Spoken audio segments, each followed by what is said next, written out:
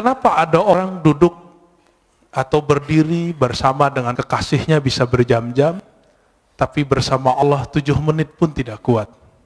Berarti qalbunya yang ada masalah. Wa idza fasadat fasadal jasadu kulluh. Jika telah rusak kecocokannya, maka rusaklah semua yang di tubuh. Ala wahyal qalb. Ala bahasa Arab itu litanbih. Artinya ketahuilah gitu. Wahyal qalb itu adalah qalbu. Saya tidak mau berbicara ini qalbu secara kedokteran, walaupun hadis ini bisa dibawa ke ilmu tib, ilmu kedokteran. Tapi ini ilmu rohani. Al-qalb, karena kata qalbu di Quran lebih dari 100 kali dengan jamak dan mufrad. Ada lebih dari 100 kali, semua menyebutkan tentang ahwal rohani, bukan ahwal jasmani. Jadi jika ada dokter ngotot menggunakan hadis ini untuk perkara yang zahir, silakan. Tapi kita menggunakan hadis ini sesuai yang diturunkan Nabi SAW. Jika si qalbu itu tawadhu, maka rukuknya terasa nikmat. Maka Bapak Saudara Allah, ketika imam itu kunut, tidak ada perasaan ingin keluar dari imam jika tidak berkunut. Perasaannya biasa aja. Bisa ikut kunut, bisa tidak. Tapi tidak ada perasaan ingin keluar dari imam. Imamnya ahli bid'ah. Nggak ada perasaan itu. Terbersih ada perkataan itu di qalbu, dia sudah rusak. Bagaimana mungkin di dalam sholat kita buruk sangka dan mengatakan seseorang itu buruk gitu. Betapa buruknya rohani ini.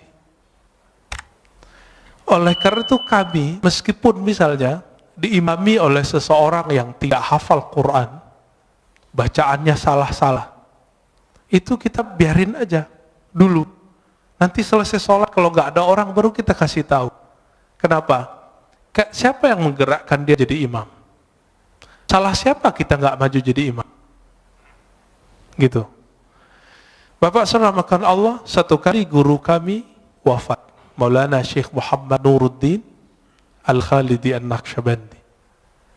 Ketika beliau wafat, itu hujan Masya Allah. Imam Az-Zahabi menyebutkan satu perkataan dari seorang imam ahli hadis di abad ke-6 Hijriah. Apa kata beliau? Ciri-ciri seseorang itu meninggal dirahmati Allah, maka Allah kirim malaikat dalam bentuk awan. Fayughfar lahu, maka diampuni baginya. Kalau guru saya ini bukan hanya awan, itu hujan dari beliau sakaratul maut sampai esok pagi, sampai kemudian kita kuburkan, itu hujan gak berhenti. Apa yang ajaib? Keluar dari rumah, itu rumah gadang ya. Turun dari rumah itu ketika kita bawa keranda, itu hujan berhenti. Kayak ada yang kendaliin. Masuk masjid, hujan deras, dan itu sangat ajaib. Ketika selesai sholat, kita zikir, tahlil, segala macam, kami keluar, hujan berhenti. Tapi di saat ketika mau jadi imam, orang yang beliau angkat jadi wakilnya, itu seorang yang ummi, bacaan Qur'annya nggak bagus. Tiba-tiba ada seorang murid yang dianggap telah durhaka oleh beliau, ingin tebar pesona jadi imam. Padahal nggak ada yang nyuruh beliau. Awalnya mau narik dia untuk turun, tapi tiba-tiba beliau dapat ilham. Dari qalbunya sendiri yang bicara. Apa kata qalbunya? Hei, kamu tidak usah emosi. Yang menggerakkan dia ke depan siapa? Itu Allah, bukan kamu, bukan dia. Dipikir-pikir, oh saya juga nggak hafiz Quran. Ya sudah. Nah itu, ya, itu adabnya. Maka saya tidak pernah lagi marah waktu, karena jenggot saya nggak terlalu panjang, celana saya kadang jingkrang, kadang tidak. Satu kali di satu masjid, kita masuk, semua jamaah sudah siap mempersilakan saya jadi imam, karena saya ustadz di situ. Tiba-tiba dia nyelonong dari luar masjid, keluar, masuk, dan kita lihat, wow, penampilannya sangat perfect. Celananya jingkrang, jenggotnya panjang, pakai kopiah. Emang sangat perfect. Tapi nggak salam, nggak kalam. Ya udah, akhirnya saya yang qomat. Kenapa? Ingat kalimat yang tadi. Siapa yang menggerakkan dia? Allah. Karena seandainya dia jadi makmum, dia akan benci kepada saya. Dan salah satu imam yang Allah tidak ridhoi jika makmumnya tidak ridho kepadanya, jika ridhonya tidak berkaitan dengan syariat, tidak masalah. Tapi kalau berkaitan, itu bermasalah. Maka kita biarkan. Ya. Saya ikutin aja. Ya. Yang saya lihat bukan dia, tapi yang saya lihat adalah gerakan-gerakan dari Allah Ta'ala. Bapak Ibu Saudara makan Allah, kalau orang begitu, kira-kira kebencian keluar nggak dari kalbunya? Insya Allah keluar ya. Baik. Kembali ke yang tadi. Maka al-a'mal, amal itu masdaruhal qalb. Tempat terbitnya adalah kalbu. Tapi dia butuh bukti. Maka di Quran disebut i'malu fasarallahu a'makum. Beramallah kamu, maka Allah akan memperhatikan amalmu. Nah, pertanyaannya, merasa diperhatikan Allah nggak tadi sholatnya? Berarti sholatnya belum ngamalin ayat ini. Coba, mulai hari ini, beramal itu karena ayat itu. Beramallah kamu, Allah akan pandang amalmu. Tapi apa yang Allah pandang? Maka ditaksis dengan hadis Nabi Sallallahu Alaihi Wasallam, hadis Imam Muslim tadi dan Imam Bukhari juga ada yang semakna, bahwa Allah memandang ke kalbumu. Jadi yang dipandang itu bukan rukuknya, tapi ini yang disebut ahwal dalam ruku. Mesti ruku. Yang dipandang bukan sujudnya, sehingga jidat kita mulai sakit ketika sujud lama. Bapak kalau buka kopiahnya mungkin ada hitamnya. Bukan itu yang Allah lihat. Betul, beruntung kalau yang punya itu. Nanti malaikat maut pun mikir-mikir mau cabut, wah ini ahli tahajud ini kayaknya ya. Tapi bukan itu yang kita kejar. Kau bisa sembunyiin itu. Kenapa? Karena yang disebut simahum fi wujuhim min atharis sujud, itu artinya efek sujudnya itu terlihat di wajahnya. Apa efek sujud? Ketika orang sujud, dia lebih merendahkan wajahnya, otaknya yang doktor, otaknya insinyur, otaknya yang sarjana, otaknya yang hafiz, otaknya yang pinter itu, dia taruh di mana? Di bawah bokongnya, di bawah tempat keluar najis semua. Maka orang-orang ini dihina orang tidak akan marah. Kenapa? Dia sendiri telah menghinakan dirinya di hadapan Allah Ta'ala. Bukankah kita, Bapak soft nomor 2, bukankah dibelakangi oleh orang yang soft depan? Itu kita sudah biasa menghina diri. Tapi kenapa kemudian jika disinggung orang sedikit ngamuk? Ini yang tidak wajar di kalbu. Berarti belum salah. Kalbunya belum saleh. Dalam kalimat ini dikatakan, jadi keadaan fisik itu selalu menerjemahkan keadaan kalbu. Jika kalbunya sedang tawadu, dia pasti ruku. Jika kalbunya sedang bersah diri, pasti dia mengatakan la haula wala quwata illa billah. Jika kalbunya sedang menta'zim Allah, pasti dia mengagumi dan mengatakan subhanallah. Subhanallah itu bukan maha suci, itu terjemahan biasa. Subhanallah artinya maha hebat engkau ya Allah. Bapak saudara Allah, ikhwan akhwat fillah. Oleh karena itu Nabi SAW 13 tahun itu tidak diwajibkan sholat. Coba lihat. Berapa lama Rasulullah berdakwah? 13 tambah 11. 13 tahun gak wajib sholat kecuali sekali semalam. Surat Al-Muzammil. Qumil laila, bangunlah malam hari, itu aja. Meskipun 3 tahun sebelum hijrah, beliau telah dapat kewajiban 5 rakaat, beliau belum wajib sholat. Kenapa? Karena Nabi yashtagil bi amril qalb. Nabi sibuk dengan perkara kalbu. Coba lihat ayat pertama turun, Iqra, bacalah. Surat Muzammil, wazkurisma rabbik, sebutlah nama Rabbmu. Menyebut nama Allah, membaca nama Allah, itu dengan kolbu baru terasa. Ya, baru pakai lisan. Makanya beberapa ulama kita zikir ya Allah, ya Allah, Allah, Allah, Allah, itu ngamalin surat Al-Muzammil itu. Nggak usah pakai dalil-dalil aneh, itu dalilnya. Ini kan susah-susah debat, ya, nyari-nyari dalil. Karena ada ustadz yang mengatakan bid'ah zikir Allah, Allah. Kenapa? Zikir harus dengan kalimat yang jumlahnya kamilah, jumlah mufidah, kalimat yang lengkap. Memang kalimat Allah kurang lengkap. Bukankah ada ayat kulillah, katakanlah Allah, ada kok. Dan itu satu kalimat, satu kata, tapi menilainya satu kalimat. Waladzikurullahi akbar, dan sungguh menyebut Allah itu lebih besar dari semuanya. Oleh karena itu Badi'uz Zaman Sa'id Nursi itu di bersalahnya yang jilid 6 mengatakan ulama-ulama ahli qalbu untuk menghabiskan ego al-ananiyah itu mereka hantam dengan menyebut nama Allah, Allah, Allah, dan itu ada efeknya. Apa nama yang dimasukkan ke dalam qalbu, itulah nanti keluar. Karena air yang dimasukkan ke dalam kendi, dalam gelas, jika putih keluarnya putih, jika hitam keluarnya hitam.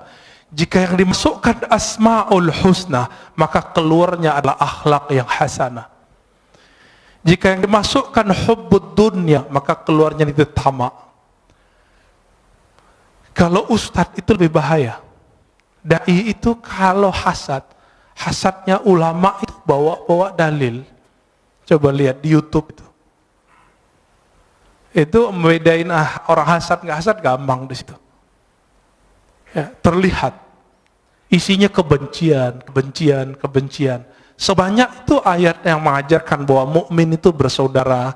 Ayo cari titik temu.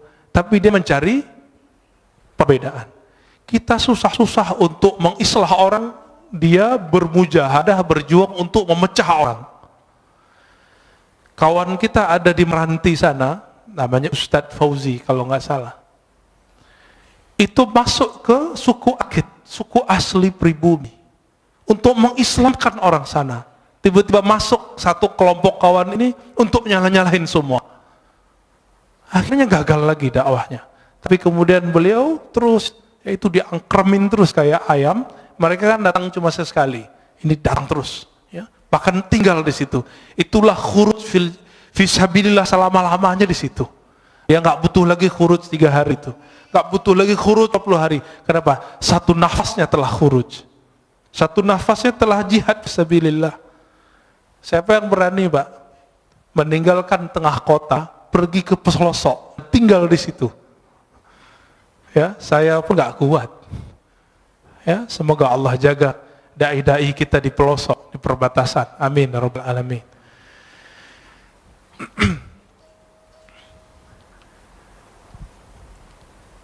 Oleh karena itu masyayikh kita mengajarkan zikir qalbu. Ketika latihan, maka kurangi dulu zikir-zikir fisik. Dulu kami latihan 40 hari, itu cuma zikir qalbu. Yang wajib-wajib kita nggak boleh tinggal. Sholat jamaah, 5 waktu, sholat Jumat, yang itu kita kejar terus. Tapi kerjanya ngapain? Setelah sholat zikir, setelah zikir zikir, setelah zikir zikir, setelah zikir zikir, sampai tidur pun zikir. 40 hari 40 malam. Kami kurangi makan, kurangi tidur, kurangi macam-macam kata-kata orang sekitar. Ngapain itu? Itikaf kan 10 hari doang kok 40 hari. Dia lupa, Nabi Yunus itu itikafnya di dalam perut ikan berapa hari? 40 hari. Nabi Musa di Tur Sina 40 hari. Nabi Muhammad SAW di Goa Hira juga 40 hari. Dan itu rutin terus. Jadi kalau ingin mewarisi rohani Rasulullah SAW, minimal apa yang telah beliau fikskan, 10 hari. Bisa nggak ninggalkan dunia? 10 hari sebelum betul-betul kita meninggalkannya. 10 hari nanti bisa nggak Pak? Tapi handphonenya off, tidurnya dikurangi, makannya dikurangi, maka harus ada tim gizi ketika orang itikaf. Di sini ada dokter, ada ahli gizi. Silakan Pak ngobrol nanti. Kurangi makan daging. Boleh makan daging. Tapi kalau cuma itikaf makan daging, syahwatnya besar, nggak bisa ngapa-ngapain. Maka disebutkan taklilut ta'am, mengurangi makan, termasuk memilih makan yang ringan-ringan. Maka kami 40 hari itu, sampai hari ke-20 vegetarian. Hari ke-21 baru makan daging. Karena ngobrol dengan dokter. Kata dokter, sel-sel itu kalau nggak dapat daging selama 20 hari, maka dia akan makan yang ada di tubuh. Padahal itu udah tertulis oleh Maulana Khalid Al-Baghdadi dalam kitabnya. Beliau bukan dokter, tahu dari mana coba? Tapi dapat ilham. Maka ilham qalbu, jika dipertemukan dengan kajian-kajian ilmiah ketemu. Karena ilmu itu dari Allah Ta'ala. Ilmu dari Allah. Allah yang disebut Al-Alim, sumber semua ilmu. Jika dipertemukan ilmunya orang belajar grammar dengan orang belajar manhaj qalbu sama. Yang mempertemukan namanya Imam Al-Qushairi. Punya kitab judulnya Nahwul Qulub, Nahwul Qalb. Grammar qalbu. Ada Pak kitabnya. Ya, kawan kita sudah buat disertasi S3 untuk itu. Tapi semoga dia juga mengamalkannya ya. Jika di qalbu itu muncul kezuhudan, sekarang kita langsung masuk. Jika muncul kezuhudan, maka orang itu nanti akan suka puasa. Jadi puasa itu efek warid yang datang ke qalbu. Apa arti warid? Anugerah rohani datang ke qalbu. Zuhud itu nikmat yang lebih besar dari dunia dan seisinya. Orang kalau sudah masuk zuhud ke qalbunya, hidupnya kenyang. Nggak ada keluh kesah, kebahagiaan itu ada meskipun dunia tidak di tangannya. Tapi orang-orang zuhud bukan berarti dia orang miskin. Banyak orang miskin cinta dunia. Tiap hari mikirin gimana makan. Berarti dia belum zuhud. Jadi rugi 2 kali, udah miskin nggak zuhud. Orang kaya itu paling bisa zuhud karena dunia sudah di tangan. Tapi kalau kalbunya tidak dapat zikir kalbu, jadi kalbu itu punya zikir. Zikir lidah la ilaha illallah, subhanallah. Zikir kalbu Allah, hu, hay, qayyum. Asma'ul husna itu zikir kalbu. Dan ini harus diambil dari ahlinya. Sebagaimana kalau kalbu kita sakit, kalau badan kita sakit, kita datang ke dokter. Dan masalah kita semua apa? Masalah kita cuma satu, kita nggak adil dengan kalbu. Giliran sakit badan, ya repot kemana-mana. Ini virus corona aja udah rame kemana-mana ya. Tapi kalau ada virus kalbu, orang nggak rame. Udah berapa tahun nggak khusyuk? Udah berapa tahun tidak menikmati baca Quran? Kok nggak datang-datang ke ahli kalbu? Waras nggak sih? Itu adil nggak? Ini yang disebut innallaha yuhibbul muqsitin. Maka Allah sebut orang-orang yang berilmu yang adil itu qa'iman bil qist. Orang-orang yang berilmu itu dia betul-betul adil terhadap dirinya. Kita nggak adil. Cari dunia dari pagi jam 6, pulang pun jam 8, 12 jam. Tapi cari akhirat, kita ajak setengah jam aja bilang apa? Ustadz, saya ini sibuk. Ada seorang ibu-ibu minta diajarkan zikir, kita ajarkan zikir. Terus bilang, Ustadz, nggak ada zikir yang ringan, saya ini sibuk. Saya tanya, ibu umur berapa? 70. 70 karyawati, peragawati. ASN. Enggak, terus apa sibuknya? Bingung juga dia. Berarti selama ini kita ini sok sibuk. Dan semua orang mengundur amalnya sampai dia udah tua. Berarti warid belum datang ke kolbunya. Dia memulai amal selama ini selalu dari zahir, belum dari kolbu. Maka Imam Bahauddin Syah Naqsyaband mengatakan apa? Ketika orang sibuk dengan perkara zahir, maka kajian zikir pertama kami adalah zikir qalbu. Bidayatu tariqatina nihayatu turuq. Awal dari cara zikir kami adalah akhir dari semua zikir yang dipelajari oleh orang-orang di luar. Itu manhaj beliau. Jadi orang kalau sudah sibuk zikir salat baru zikir kolbu. Kalau beliau enggak, kolbu dulu. Kenapa? Ala wahyal qalb. Inilah zikirnya ulama-ulama ahli kolbu. Jika yang masuk ke kolbu itu al-hirs. Hirs itu ada kesukaan, kerajinan, ya, ada perasaan senang. Maka orang ini akan rajin tahajud, rajin sedekah, rajin semua zikir itu kayaknya ringan di tangannya, ringan di lidahnya. Bapak saudara makan Allah, dulu seorang kawan saya berdoa, Allahumma adim alaina zikrak. Ya Allah, dawamkan zikir kami kepadamu. Saya tegur, jangan doa begitu. Yang Nabi ajarkan, Allahumma a'inni ala zikrik. Ya Allah, bantu aku menyebut namamu. Karena Nabi tidak pernah mengajarkan, ya Allah, dawamkan zikir di kalbu kami. Itu mustahil, kecuali Rasulullah sallallahu alaihi wasallam. Dalam sholat pun kita masih ingat selain Allah Ta'ala. Jika yang datang di kalbu itu syauq, rasa rindu yang dalam, maka orang ini biasanya zikirnya mulai bergerak. Nah, zikir ini yang jarang datang ke kita. Minimal gerak matanya nangis, itu zikir rindu. Jadi rindu itu datang dulu ke kalbu, baru saat dia berzikir ada rasa nangis. Bukankah sebagian Bapak Ibu ketika mendengarkan imam kita tadi sholat teringat mana? Sudais, ya, semoga Allah muliakan beliau, amin. Kita teringat itu. Bagi mereka yang punya pengalaman sholat di belakang Sudais, dia rindu, dia bisa nangis. Itu baru rindu dengan imam dunia. Imam sholat di Mekah, bagaimana imam al-a'immah Sayyidina Rasulullah SAW. Maka orang ini saat mengatakan Allahumma salli ala Sayyidina Muhammad, air matanya pasti mengalir. Itu yang disebut dalam syair-syair Hisan bin Sabit, kullul qulub, semua kalbu itu rindu kepada Nabi. Tapi bukti rindu itu hanya satu, dumu'ul ain. Ketika air mata itu berkaca-kaca, air mata itu mengalir.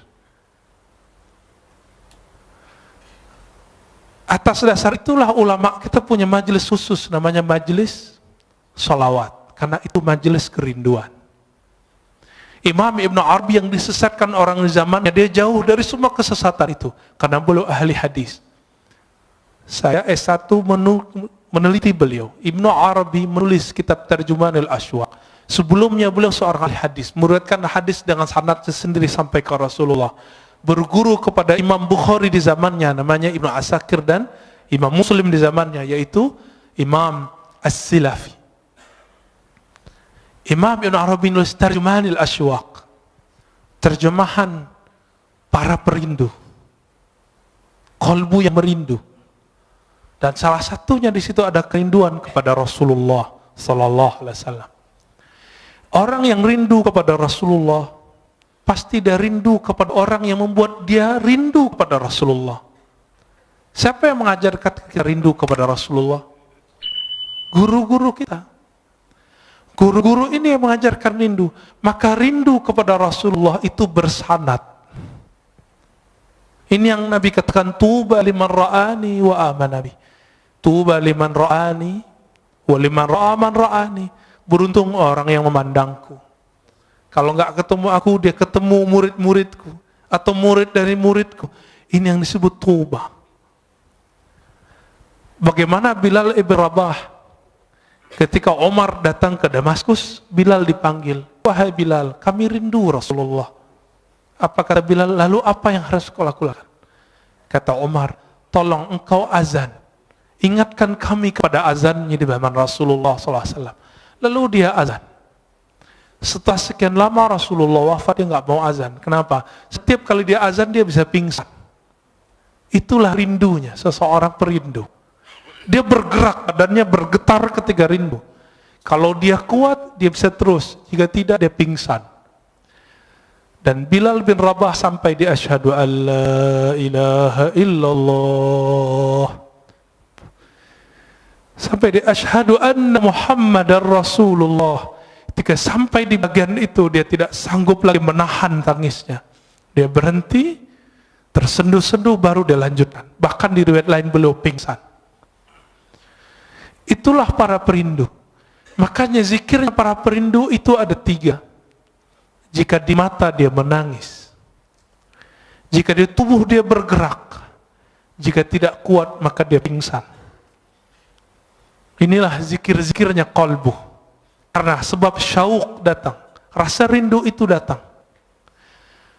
Dan rindu itu sumbernya satu, al-mahabbah, rasa cinta kepada Allah dan Rasulullah. Bapak saudara makan Allah,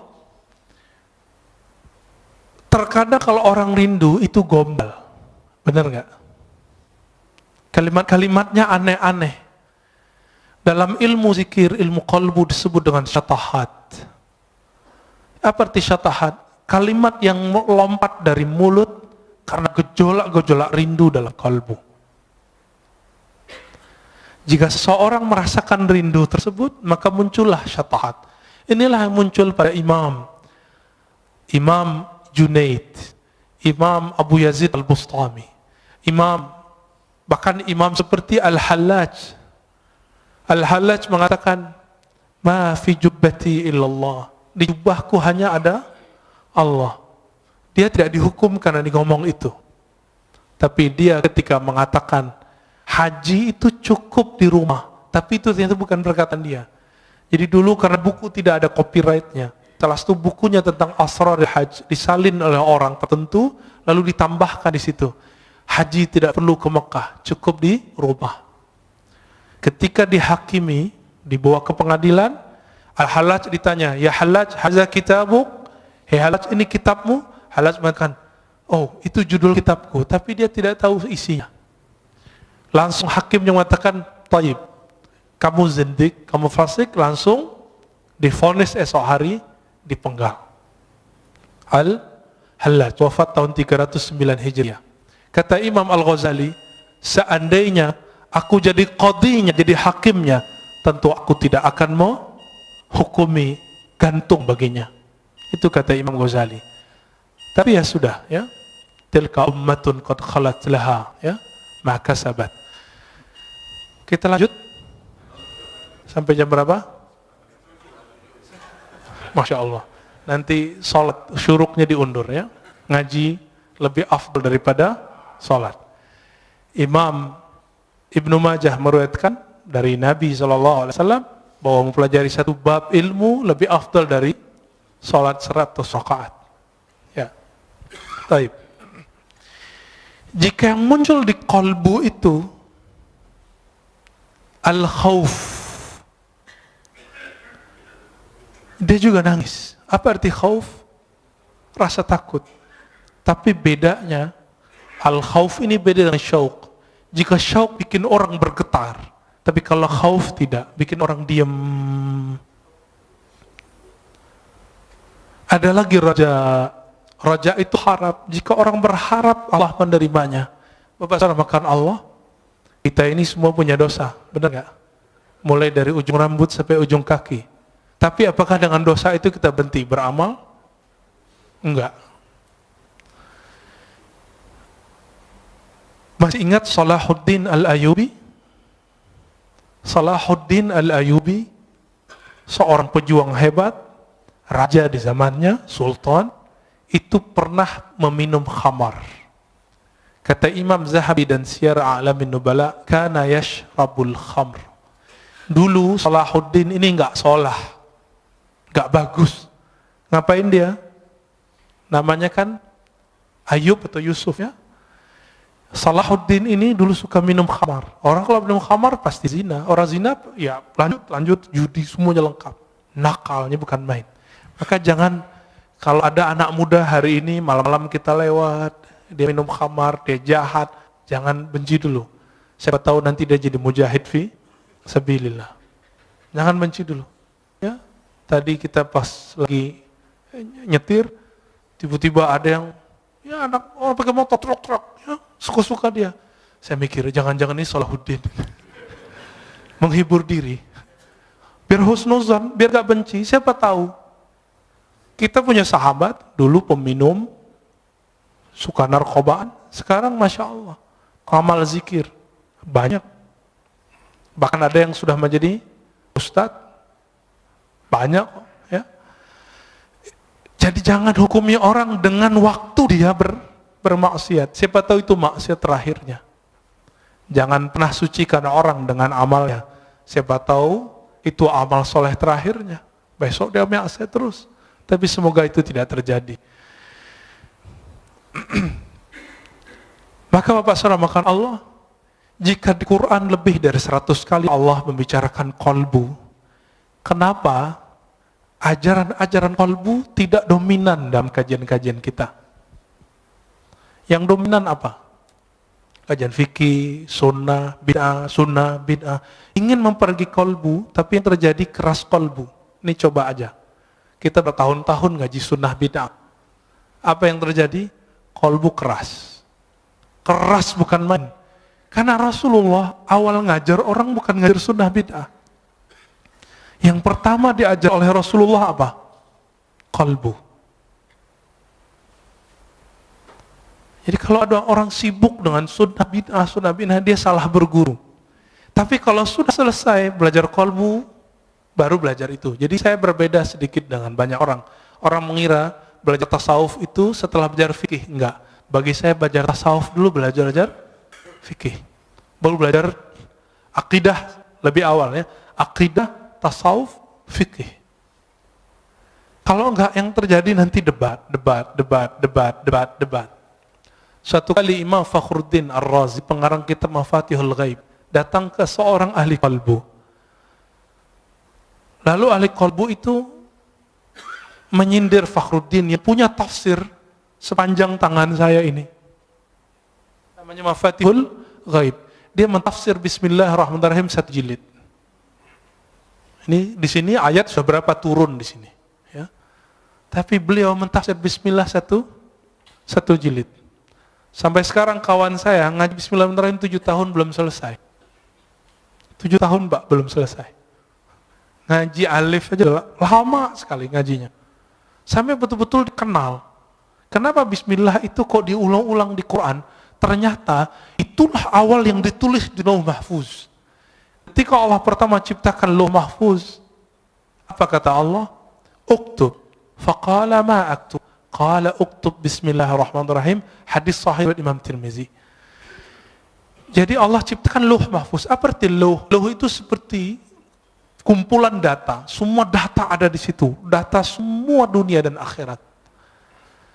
Apa kata Allah? Hai Lauh Mahfuz, tulislah. Lalu dia bertanya, apa yang kami tulis ya Allah? Uktub bismillahirrahmanirrahim. Maka mengkaji Bismillahirrahmanirrahim, mengkaji semua makhluk. Selesai Pak semua. Rahman itu semua makhluk. Rahim khusus wali-wali Allah. Kekasih-kekasih Allah. Nanti lain waktu cari gurunya ya. Ada yang pakar ilmu ini. Tapi tidak boleh dikaji terlalu luas. Imam Fakhruddin Ar-Razi kemudian bertanya. Ketika disindir. Tafsirmu itu belum apa-apa. Dia kaget. Terus tafsir yang bagus gimana? Dia tafsirlah 1 ayat. Fakhruddin Ar-Razi bengongnya bukan main, lama dia berpikir, loh kok dia tahu makna itu ya? Kok saya udah baca buku, mungkin ratusan ribu lembar dia baca buku, kok nggak paham itu? Akhirnya ditanya, wahai Tuan Guru, apa cara engkau memahami kitab Allah dengan rahasia-rahasia tadi? Apa jawaban sang imam? Wahai Fakhruddin Ar-Razi, utruk ri'asah wazhad anid dunya. Tinggalkanlah ri'asah, kepemimpinan, baik jabatan-jabatan keulamaan, tinggalkan itu dan zuhudlah dari semuanya. Tapi apa kata beliau? Oh kalau itu saya tidak sanggup. Ya sudahlah. Maka tidak turun ilmu itu kepada beliau. Turun ke siapa? Turun ke orang setelahnya. Imam Ibnu Athaillah, inilah kitabnya. Turun lagi ke orang setelah Ibnu Athaillah, namanya Ibnu Ajibah, ya. Ada tafsir qalbu. Semoga nanti ada ahli tafsir yang mengkaji tafsir itu. Amin ya rabbal alamin, ya. Selama ini kita lihat tafsir-tafsir itu banyakkan hafalan. Ayat ini dijelaskan ayat ini, itu biasa. Itu namanya ilmu munasabat. Ilmu mencocokkan satu ayat dengan ayat yang lain. Kalau cocok, kalau nggak cocok gimana? Karena ilmu cocok logi hari ini betul-betul sangat dahsyat, maka banyaklah ustadz cocok logi. Padahal yang cocok itu adalah ilmu qalbu. Karena Quran itu dia untuk qalbu. Allah itu ketika mengatakan, ya ayyuhallazina amanu, hai orang-orang beriman, iman di mana naruhnya? Di qalbu atau di badan? Di qalbu. Maka Allah sedang berbicara ke qalbu. Lain ketika Allah mengatakan ya ayyuhan nas, hai manusia. Ya. Betul qalbu juga, tapi qalbunya belum beriman, maka dipanggil ya ayyuhan nas. Berdasarkan beda-bedanya apa yang datang ke qalbu, maka berbedalah amal. Beda apa amalnya? Antara Nabi Adam dengan Nabi Nuh beda nggak doanya? Beda. Nabi Nuh dengan Nabi Ibrahim beda zikirnya. Nabi Ibrahim dengan Nabi Musa beda zikirnya. Nabi Ibrahim apa zikirnya waktu dilempar ke api? Hasbiyallah wa ni'mal wakil. Cukuplah Allah sebaik-baik yang mengurus melindungiku. Itu api zahir. Apalagi api dunia, api syahwat. Maka salah satu cara terapi orang untuk melemahkan syahwatnya adalah, mengendalikan syahwatnya adalah hasbiyallah wa ni'mal wakil. Atau hasbunallah wa ni'mal wakil. Dizikirkan 450 kali setiap hari. Ini zikir yang diajarkan Maulana al-Imam Abdul Hasan Syazili. 450 itu dikit, Pak. Orang bisa handphonean, smartphone, bisa Instagram di setengah jam kok. Baca hasbunallah wa ni'mal wakil itu paling 15 menit beres. Itu qalbu udah kenyang itu.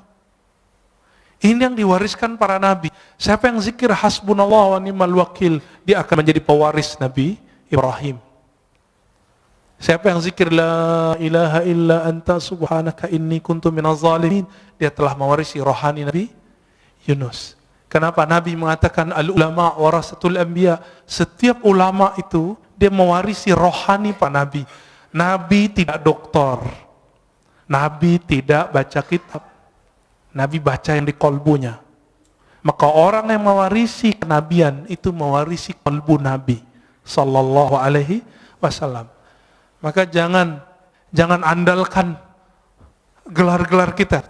Udah lewatin semua itu. Tanya ke dalam kolbu, aku mewarisi Nabi siapa?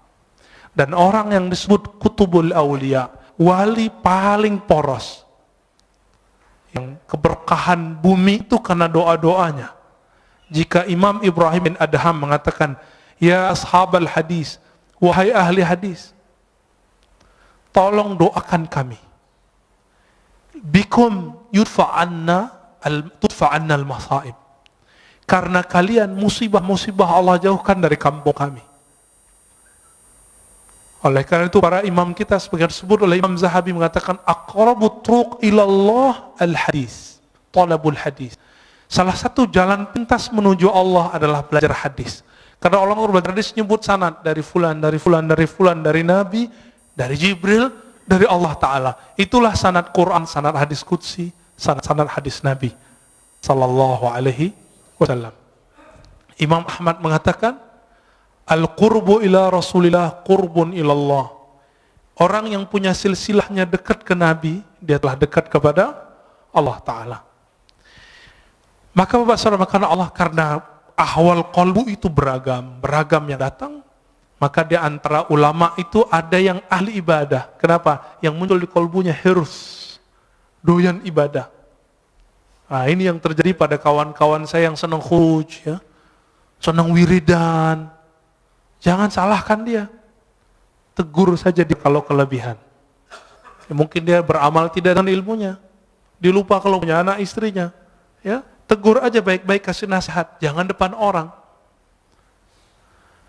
Ketika yang masuk ke kolbu itu asyauq, maka orangnya akan suka berdendang, bersyair, bersolawat. Maka muncullah dalam peradaban Islam Barzanji, muncullah syair-syair Imam Ibn al-Farid, ya, muncul semua itu. Maka syair-syair di Jawa muncul Macapat ya, yang mau copot ya, itu yang dari Sunan Kalijaga. Itu wali Allah besar, Pak. Beliau berguru kepada ulama keturunan Samarkand, Syekh Mahudum bin Ibrahim, yang kita sebut dengan Sunan Bonang. Saya ziarah ke kuburan beliau yang di Bawean. Itu yang asli, Pak, di situ insya Allah. Yang di Tuban itu mungkin petilasannya, wallahu alam. Ya. Kalau orang pakai kolbu, dia tahu itu. Ya.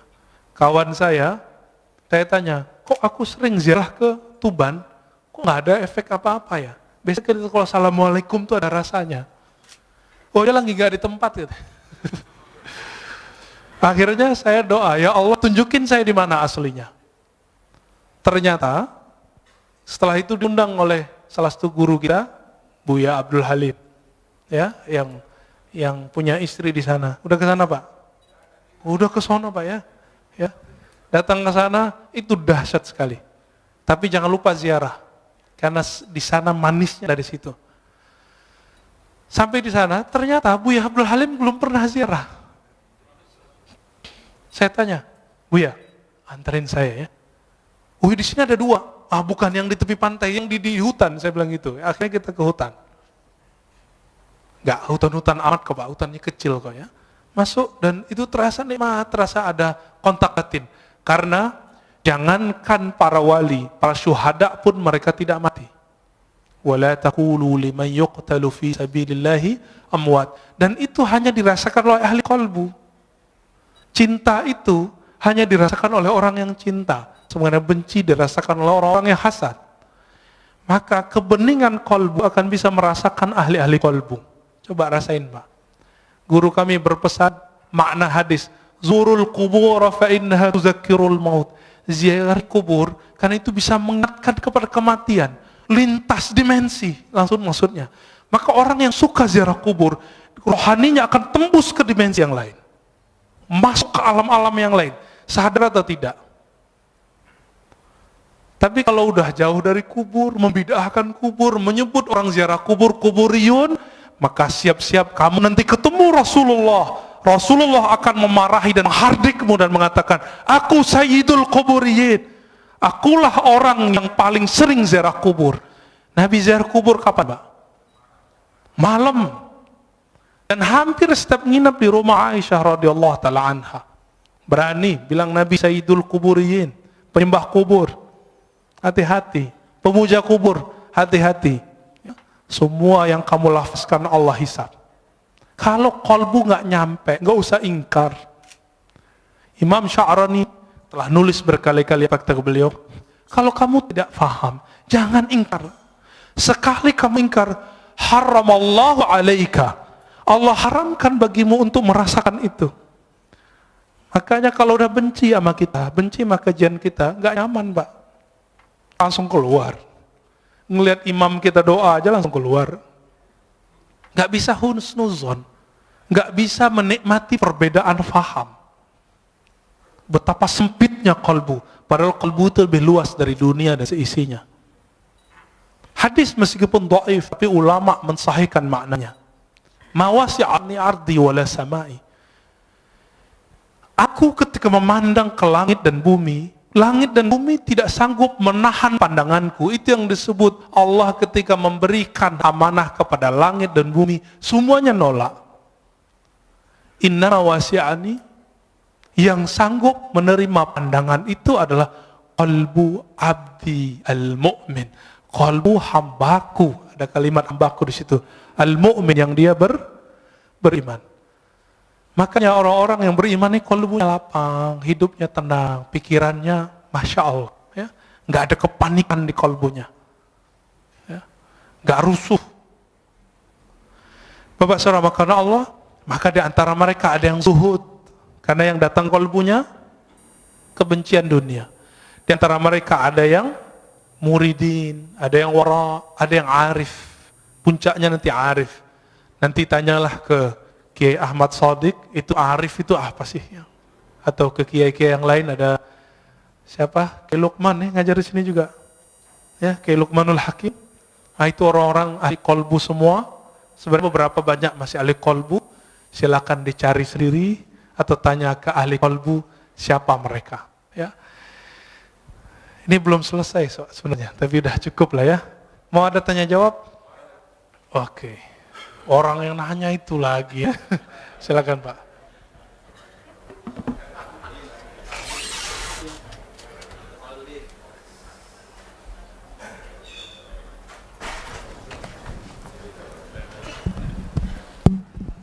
Terima kasih. Assalamualaikum warahmatullahi wabarakatuh. Yang pertama, ini masalah kolbu ini. Saya berusaha, pernah mendengar bahwa Al-Fatihah itu adalah obat dari segala penyakit. Sehingga begitu bangun tidur, pengen minum, ditiupkan Al-Fatihah. Tapi ada yang mengatakan dari segi medis meniup makanan itu adalah tidak baik. Jadi bagaimana kontradiksi dari satu? Dan yang kedua, satu dulu Pak. Kejawab nanti ya. Antara ahli medis dan ahli kolbu itu yang beda mazhab. Tapi yang beruntung yang mengerti ilmu kolbu plus mengerti ilmu cara niup. Orang baca Quran niupnya bukan gitu Pak. Ada caranya. Mau diajarin Pak. Bahasa Arabnya yanfuth. Yanfuth. Gitu beda. Itu bukan tiupan. Itu mindahin CO2 itu. Yanfuth itu tiupan yang tidak ada rasa geraknya. Gitu. Yanfuth. Mirip beberapa silat saya lihat itu dia punya latihan nafas, tapi itu lebay juga ya. Ini nggak apa-apa juga sih. Gimana? Ternyata bukan hanya itu yang penting. Bapak kalau saya kirimin WA, saya bilang, Bapak hebat ya, ahli tahajud, mujahid fisabilillah, semangat Pak. Tapi saya bilang, cemen lo, soalim. Itu di WA. Kalau Bapak baca ada efek nggak? Ngefek ke badan nggak? Waktu pengurus diteror waktu 2 tahun lalu atau 3 tahun lalu, karena mencoba menetralisir kajian, itu WA bikin rusuh itu Pak, bikin gundah. Benar nggak? Kalimat-kalimat itu punya energi kalau dibaca. Apalagi kalau dilafazkan, apalagi kalau dihembuskan. Kenapa? Karena energi-energi yang ada di situ dia bisa tersimpan. Ya. Coba lihat flash disk. Dia bisa nyimpan data, handphone bisa nyimpan data, maka semua benda-benda itu bisa nyimpan energi data-data itu. Semuanya bisa nyimpan data. Kenapa sendal Imam Ahmad itu bisa mengeluarkan jin? Seorang laki-laki datang, ya Ahmad, ya Aba Abdullah, anakku, putriku sering kesurupan, kayaknya dipaksa nikah kayaknya. Rata-rata kesurupan, survei kita 70%, survei langsung, itu karena stres, ditekan. Di pesantren, kalau pesantrennya terlalu keras, kurang menikmati anak kita bisa kesurupan Pak. Di asrama, di sekolah, apalagi dipaksa nikah sama. Dipaksa kerjaan sama, atau lagi pergi berkemah itu ada tekanan, nanti orang itu seruban, itu stres. Tapi kalau ini bukan, ini gangguan sihir, udah stres kemasukan jin. Apa katanya? Maaf saya lagi sibuk, ini sendalku tolong bawa, ketuk aja kepalanya, jangan digambar gitu ya, ketuk kepalanya. Akhirnya dia datang pulang, dia ketuk kepala si putrinya, langsung sembuh. Apa hubungannya sendal lama? Jadi ulama-ulama ahli kolbu itu untuk mengurus orang kesurupan nggak perlu baca ayat Pak. Karena dibacain ayat, jinnya juga hafiz. Diulang lagi hafalannya semua.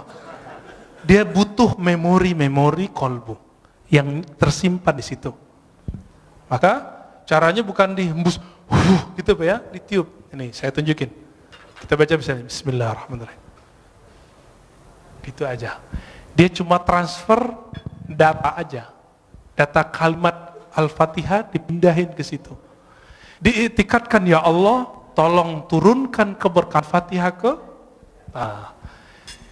Abu Sa'id Al-Khudri udah bertahun-tahun diajarkan Al-Fatihah oleh Nabi. Tapi satu kali sebelum pulang, Nabi panggil, ya Abu Sa'id, nanti sebelum pulang kamu temuin saya. Karena dia punya bakat ngobatin. Gak semua orang punya bakat ngobatin, Pak. Jadi Bapak ini kalau gak punya bakat ngobatin, walaupun hafiz Quran, apalagi cuma hafil qul huwallahu ahad, jangan coba-coba ngeruqyah. Abu Sa'id orangnya berani, nekatan orangnya. Apa kata Nabi? Nih, saya kasih kamu hadiah. Ditunggu-tunggu ternyata yang dibaca Nabi apa? Al-Fatihah. Tapi baca Fatihahnya beda zauknya, beda waridnya, beda ahwalnya ketika baca Fatihah saat sholat. Saat sholat baca Fatihah itu isinya adalah khudu, kerendahan kolbu. Di saat ini ada zikir obat di situ. Muncul sebuah riwayat hadis dhaif. Al-Fatihah shifa'un min kulli da'. Fatihah itu obat segala penyakit. Hadis dhaif, tapi Imam Ibnu Qayyim, murid Ibnu Taimiyah, Imam Salafi mengatakan apa? Ini mujarrab. Fatihah itu mujarrab. Benar Pak, mujarrab Pak. Cobain aja Pak. Terus gimana lagi setelah ditiup? Tutup dengan salawat Allahumma shalli ala Sayyidina Muhammad wa ala ali Sayyidina Muhammad. Lalu minta doa, ya Allah, berkahi air ini, jadikan dia obat untuk tubuhku, badanku. Gitu Pak. Jadi jangan pindahin CO2-nya. Oke? Ya. Yang kedua, satu lagi aja. Tambuh. Tambuh, Cia. Begini Ustaz, jadi di dalam kita menetralisir diri ini, kami sering praktik bahwa menangis itu adalah lambang kecengengan. Jadi kami berusaha untuk tidak menjadi orang cengeng bagaimanapun perasaan, untuk berusaha tidak menangis, sehingga memang sulit untuk menangis. Sedangkan dikatakan kamu membaca Al-Quran itu cobalah menangis, kalaupun tidak bisa menangis berpura-pura menangis. Nah, kontradiksi lagi. Bagaimana Ustaz? Makasih. Hadis Iqra'ul Quran wabku alaihi fa illam tabku fatabaku. Itu hadisnya dhaif tapi boleh diamalkan. Bacalah Quran, menangislah. Jika kamu tidak sanggup menangis, maka kenapa susah nangis? Karena nggak pakai kolbu. Coba urus dulu kolbunya. Urus dulu kolbunya. Nanti Pak, kami 40 hari, saya cuma diizinkan sebelum maghrib baca Quran sama guru saya. Kamu obatnya sekarang kolbu dulu. Fatihahnya ayat yang lain nanti aja dulu. Dosisnya nanti. Maka saya dulu waktu umur 13 tahun, karena ada kewajiban sekolah harus hafal as-sajadah, sebelum maghrib saya baca as-sajadah, baca aja. Tahu-tahu 40 hari udah hafal. Ketika selesai 40 hari, selesai zikir kolbu, saya baca Quran. Baru di Bismillahirrahmanirrahim, udah gak sanggup baca lagi. Tersenduh-senduh, Pak. Cengeng gak? Enggak. Saya saat itu merasakan yang ngirim Quran itu ngomong. Lagi kirim. Di zaman-zaman dahulu, zaman-zaman masih pakai surat. Kalau orang rindu, maka dia bukalah surat yang ada di lemari, surat dari kekasihnya. Masih ingat gak? Dibuka, beberapa orang nangis. Dulu saya masih ingat bapak saya pertama saya ke Jakarta, itu kirim surat, Ananda gitu ya. Itu surat saya simpen itu. Sekarang karena pindahan nggak tahu nih masih ada, kayaknya masih ada. Ya. Kalau saya rindu, dulu kan belum ada handphone seperti sekarang. Saya buka aja itu bisa nangis, Pak. Kalau surat dari ayah ibu bisa bikin nangis, bagaimana dengan Allah yang mewasiatkan untuk berbuat baik ke ayah dan ibu? Lebih nangis lagi. Maka munculkan dulu zikir kolbunya, baru kita, inilah ayat pertama, Iqra bismi rabbik, bacalah nama Rabbmu. Jangan pakai dengan itu kalau bahasa Indonesia kesannya dengan nama, kesannya beriringan. Padahal bi di situ li taukid. Bacalah benar-benar nama Rabbmu. Siapa nama Rabb kita?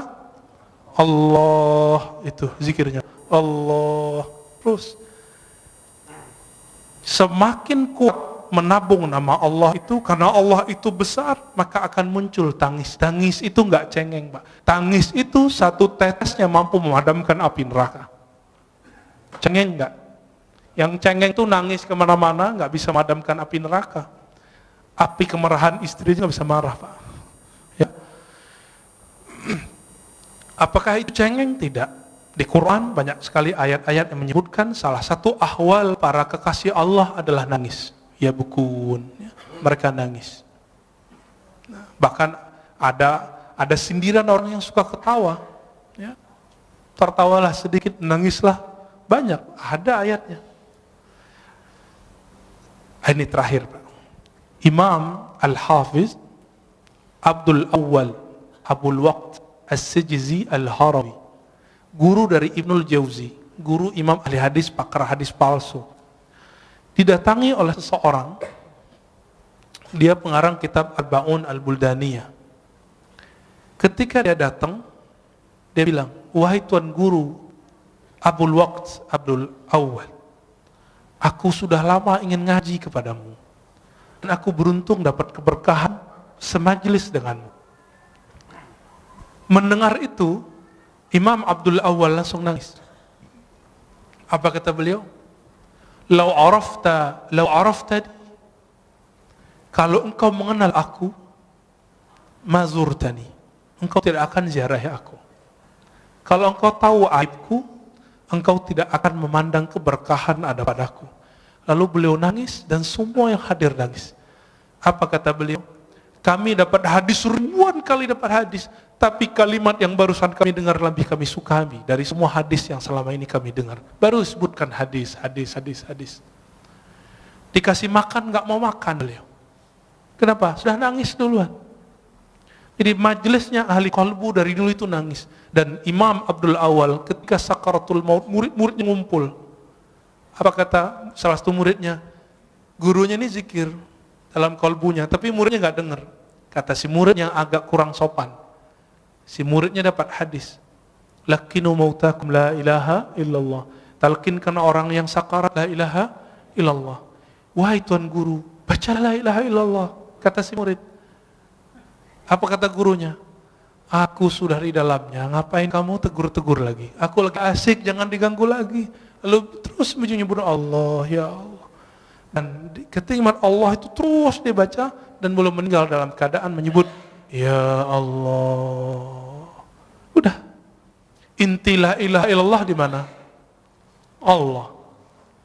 Kalau enggak ada kalimat Allah, ada enggak la ilaha illallah? Nah, inilah talqin pertama yang saya dapat dari guru saya, Syekh Muhammad Nuruddin, yang tadi saya cerita di awal. Yang ketika beliau wafat jadi hujan lebat. Apa kata beliau? Zikir itu intinya satu, Allah. Kan semua zikir Allah melahirkan la ilaha illallah paling tinggi. Lalu bawahnya Allahu Akbar. Lalu bawahnya Subhanallah. Lalu bawahnya Alhamdulillah. Lalu di bawahnya la haula wa quwwata illa billah. Semuanya Allah, Allah, Allah. Maka kalau zikir enggak ada Allahnya, zikirnya hampa. Maka mulai dari zikir kolbu, insya Allah kolbunya selamat. Nanti Bapak bisa nangis, Pak. Ya. Ada lagi? Ini khusus majelis senior nih ya, pantasan remisa buat majelis senior. Bismillahirrahmanirrahim. Ustaz. Ya.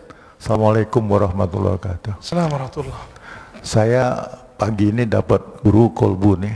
Alhamdulillah. Ya, alhamdulillah. Guru Bapak di samping, Pak. Ini saya kenal beliau 40 tahun yang lalu, Pak. Yang ahli kolbu beliau, Pak. 40 tahun yang lalu bersama beliau saya. Alhamdulillah. Ustadz Siregar. Ya.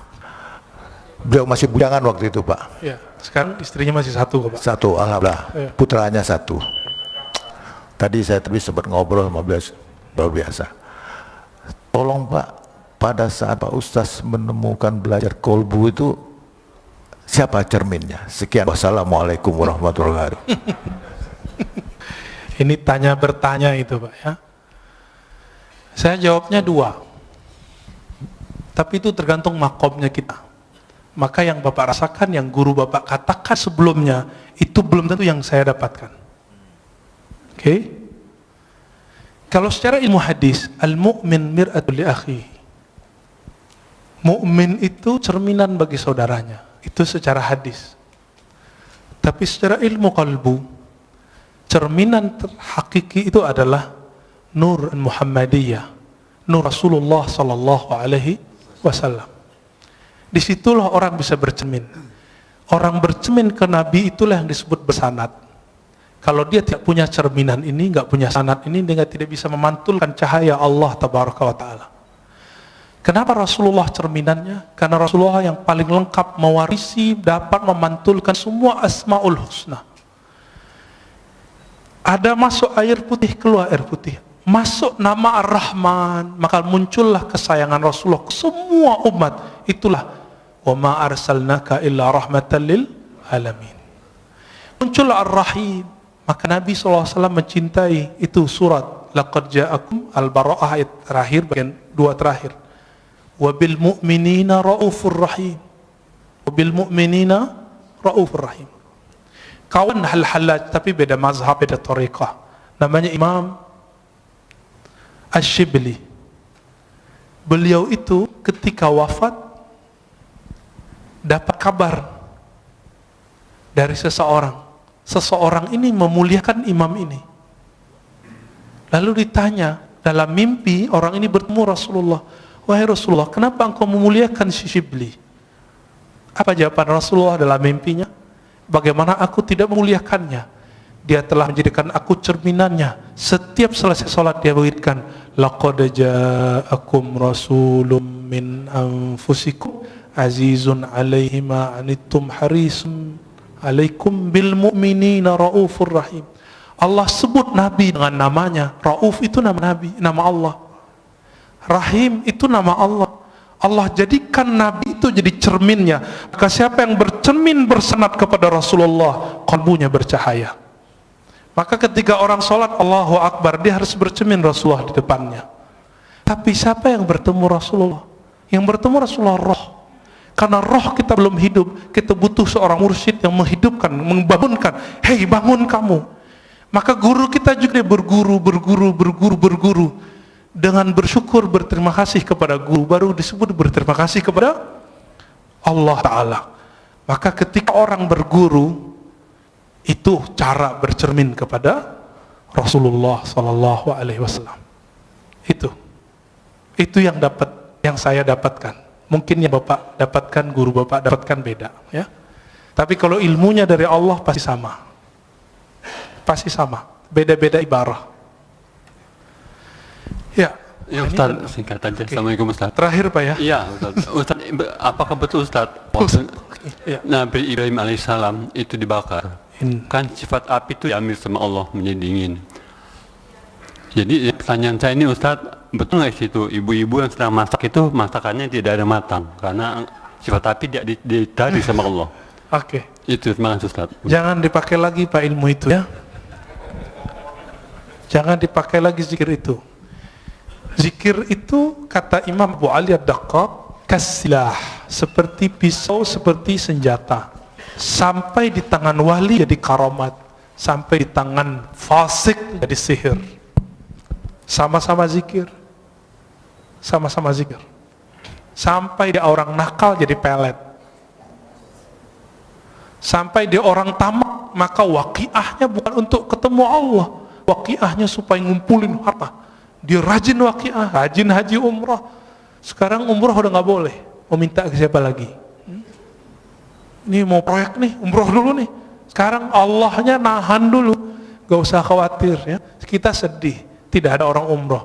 Dalam sejarah umat Islam itu udah biasa. Bedanya dulu kaum Tartar datang nyerang, nggak ada umrah, nggak ada haji. Kalau sekarang yang nyerang virus ya, corona. Dulu ada ta'ud namanya. Dan jadi ini bukan kejadian pertama, dan ini bukan pertanda kiamat sebentar lagi, tahun ini sudah keluar Dajjal, bukan ya, itu hoax itu. Kalau ya dari dulu dong keluar Dajjalnya. Majelis kita jangan dirusak oleh hadis-hadis palsu. Salah satu hadis palsu yang berkembang hari ini adalah kalau Ramadan hari Jumat maka terjadi dentuman 15 Ramadan, muncullah dukhan, nanti kekacauan di Arab. Arab itu udah kacau udah lama. Setelah Nabi wafat, para sahabat Khulafaur Rasyidin meninggal. Itu Arab sampai hari ini kacau. Gak berhenti Bapak baca sejarah. Saya hobi baca buku-buku sejarah. Kitab Al-Bidayah wa Nihayah Ibnu Katsir 14 jilid kita khatamkan karena kita tahu kapan saja ada konflik.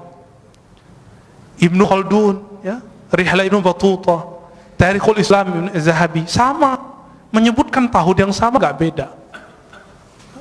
Jadi nggak usah khawatir, insya Allah nanti Allah angkat, ya Allah marfa'anna. Maka doa kunut sekarang hampir wajib. Namanya kunut subuh plus nazilah. Ya, kalau bisa ditambahkan kepada imam, tolong kasih tahu, Allah fa'idfa'annal bala wal waba. Ya Allah, tolak bala dan wabah dari kami, wabah virus. Ya, insya Allah Allah jauhkan. Jadi kalaupun flu, insya Allah nggak corona Pak, insya Allah ya. Kalaupun kena, waqina syarra ma qadait. Apa arti waqina syarra ma qadait? Kalaupun kami kena, tapi tolong haluskan kenanya ya Allah. Insya Allah nggak parah. Kalaupun parah, Allah ambil nyawanya langsung biar nggak susah hidupnya. Itu. Jadi jangan diamalin lagi Pak ya. Ya. Kalau ada teman Bapak kasih tahu, jangan coba-coba pakai zikir itu untuk menahan biar ibu-ibu nggak matang. Biasanya itu kalau orang ke resto tuh ya, dikerjain dapurnya. Di kampung saya dulu banyak. Sekarang orang-orang udah banyak yang soleh Pak. Ya.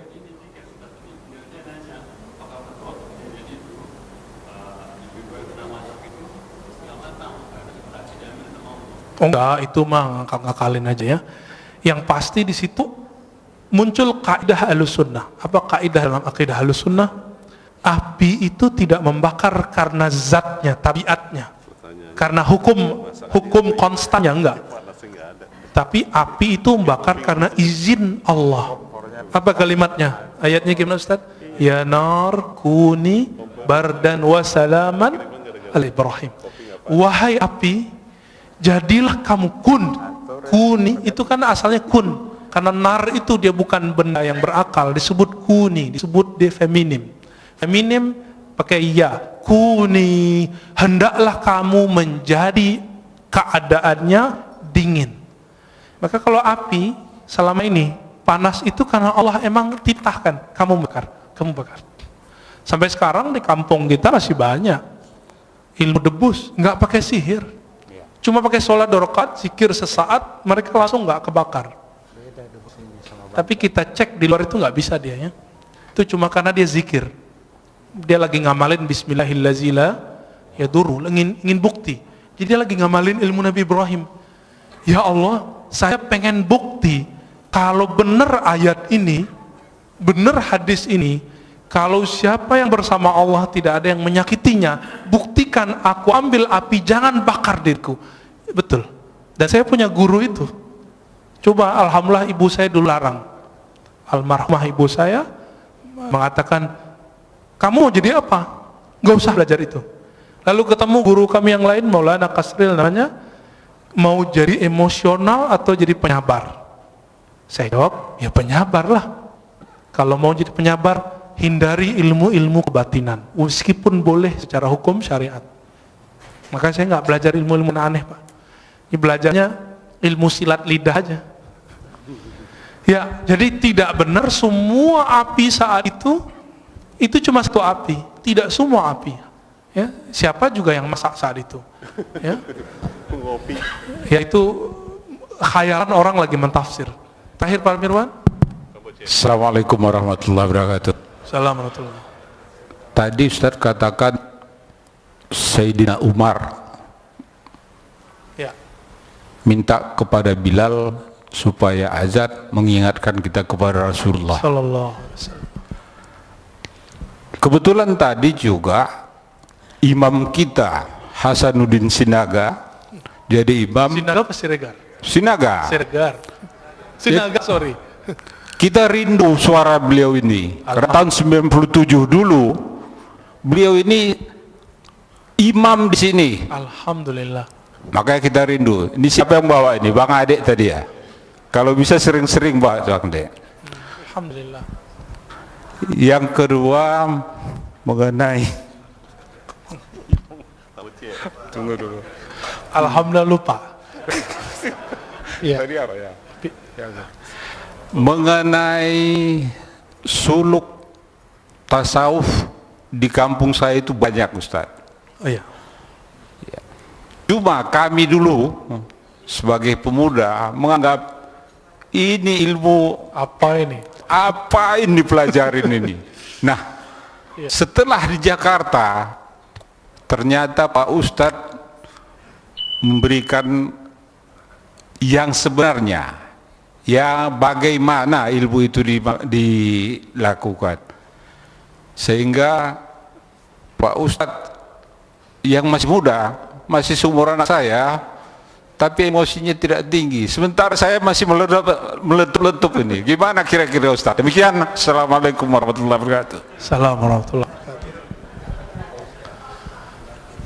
Betul, orang berguru, berlatih, bersanad, istiqomah, dia melewati umur fisiknya. Maka guru-guru kami, di mudanya mereka sudah jadi syekh. Syekh itu artinya orang tua. Dan saya dikasih gelar syekh oleh guru saya umur 27. Umur saya sekarang 34. Jadi masih jauh dibandingkan imam kita. Tapi umur 12 tahun, saya sudah belajar zikir, alhamdulillah. Umur 13 kita riyadhah. Dan riyadhah itu, latihan itu, riyadhah artinya latihan yang berulang-ulang. Kami kerjakan sampai hari ini. Sampai hari ini. Kami nggak perlu banyak-banyak ilmu, dikit tapi kami amalkan. Zikir itu dari pangkal sampai ujung, zikir intinya cuma Allah. Maka kami zikir Allah setiap hari. Itu aja setiap hari. Guru saya mengatakan, hei, kamu mau bahas apa saja, semua wali zikirnya ini. Betul, kita udah ketemu banyak wali-wali Allah, dan semua zikirnya ini. Nggak lepas dari nama ini. Dan ternyata inilah warisannya Nabi Muhammad SAW, yang orang banyak lupa. Orang kalau nuzul Quran cerita apa, nggak cerita zikir. Ya. Orang cerita zikir, bahasnya sunnah bid'ah lagi, nggak jadi zikir-zikir. Ya. Yang di kampung bapak itu, bapak yang Aceh kan, ya, itu ada Syekh Muda Wali. Syekh Muda itu gelar khas orang Sumatera Barat. Jadi orangnya masih muda, dia disebut Syekh, tapi muda, maka disebut Syekh Muda, Syekh Muda Wali. Tapi tinggal di Aceh, orang Jamek, tamu orang Aceh. Tapi mereka entah lebih tua dari orang Aceh, karena orang Aceh kan campuran. Ada yang India, Pakistan, bahkan macam-macam di situ. Arab apalagi. Jadi kalau orang Aceh rasis nggak boleh. Kenapa? Semua kita pendatang di tanah ini. Siapa yang tahu kita ini asli Jawa, Sunda, Padang, Kalimantan? Siapa yang tahu? Dicek genetiknya, ternyata wong Cino. Ya, ini matanya mata sipit-sipit semua. Tapi benci Cina kan aneh. Benci Arab, ternyata hidungnya ada sedikit Arabnya. Tuh. Jadi kita nggak boleh rasis. Nah, baca Al-Hujurat berkali-kali, lita'arafu. Nggak boleh di situ rasis. Bapak saudara maka Allah, Syekh Muda Wali itu dulu belajar ke Syekh Hashim Buayan. Seingat saya ya, beberapa syekh-syekh yang lain, kemudian langsung ngambil ke Jabal Abi Qubais di Mekah. Jadi dulu orang kalau mau suluk, itu itikafnya 40 hari. Di sekarang yang jadi istananya raja, keluarga-keluarga pangeran itu. Depan Masjidil Haram itu ada Jabal Abi Qubais. Dulu di situ mereka latihan zikir. Semua tarekat di situ. Terakhir yang masih mengijazahkan tarekat di sana, itu Syekh Muhammad Yasin Al-Fadani. Beliau menyimpan 66 tarekat. Bukan 40, 66 tarekat. Dan masing-masing tarekat beda suluk. Nah, kembali ke yang tadi, ini kesimpulan kajian tadi. Kenapa tarekat itu banyak? Karena rahasia datang ke kolbu itu beda-beda. Warisan yang dia dapat dari Nabi pun beda-beda. Tapi zikir yang paling tua yang kami tahu cuma dua. Subhanallah, Allah, la ilaha illallah. Itulah kata Nabi Musa. Nabi Musa mengatakan, ya, ini sebagai ikhtitam kita, ya Rob, ajarkan aku satu zikir yang spesial. Apa kata Allah? Qul la ilaha illallah. Lalu kata Nabi Musa, ya Allah, ini kan zikir semua orang zikir ini. Apa kata kata Allah Ta'ala? Hei Adam, hei Musa, inilah la ilaha illallah, zikir yang dipakai oleh hamba-hambaku yang spesial, yang dari dulu Nabi Adam sampai ujung nanti akhir kenabian, akhir kewalian, semuanya zikirnya la ilaha illallah. Maka dikatakan dalam hadis tentang Mahdi, setelah selesai Mahdi meninggal, Nabi Isa wafat, zaman berubah, orang hanya tahu satu kalimat, mereka nggak tahu lagi sholat, haji, umrah udah nggak tahu.